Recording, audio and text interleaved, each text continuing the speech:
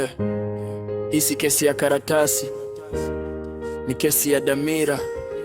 Karibu Mahakama Kuu. Mahakama Kuu. Dhamira ndo jaji, ukweli hauna wakili. Hukumu ni matendo, ukijisahau leo kesho utahukumiwa. Hakuna rufaa, roho ndio shahidi. Kila mtu atasimama uso kwa uso na alivyoishi. Niliona watu wanacheka mchana, usiku dhamira inawashtaki. Wanakula uzingizi kwa macho, moyo wao haujawahi kukubaliana nao. Kila mtu ana kesi anayoibeba, wengine wanavaa suti kuficha dosari, lakini ndani kuna sauti inanong'ona. Hii njia sio yako, rudi. Unaweza kumdanganya mtaa mzima, lakini huwezi kumshinda nafsi yako. Mahakama hii haina mlango wa kutokea, kila kosa linajua njia ya kurudi nyumbani. Dhamira ndo jaji, ukweli hauna wakili. Hukumu ni matendo, ukijisahau leo kesho utahukumiwa. Hakuna rufaa, roho ndio shahidi. Kila mtu atasimama uso kwa uso na alivyoishi. Nilijifunza maisha ni ushahidi, kila hatua unaacha alama. Maneno yako yanakuwa vielelezo, matendo yanakaa kama kumbukumbu za kudumu.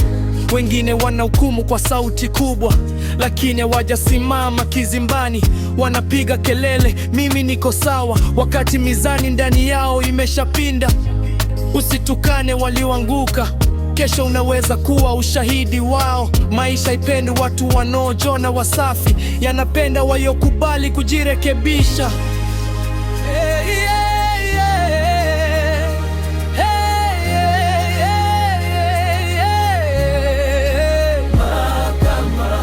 Dhamira ndo jaji, ukweli hauna wakili. Hukumu ni matendo, ukijisahau leo kesho utahukumiwa. Hakuna rufaa, roho ndio shahidi. Kila mtu atasimama uso kwa uso na alivyoishi. Siku ya mwisho haitangazwi, haitumii spika, inakuja kimya kimya na kukuita kwa jina lako halisi. Hii mahakama haina rashwa, haina ndugu wala marafiki.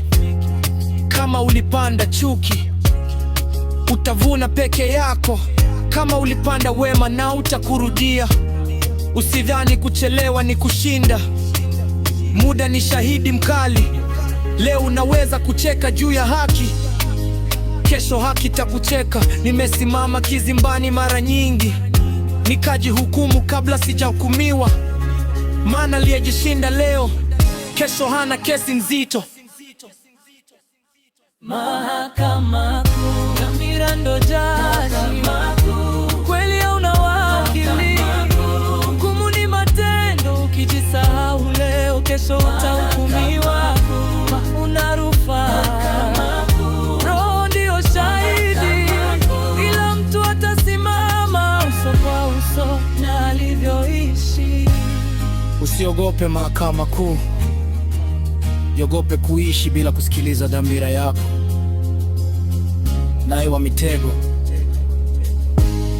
ujumbe umefikishwa. Alivyo.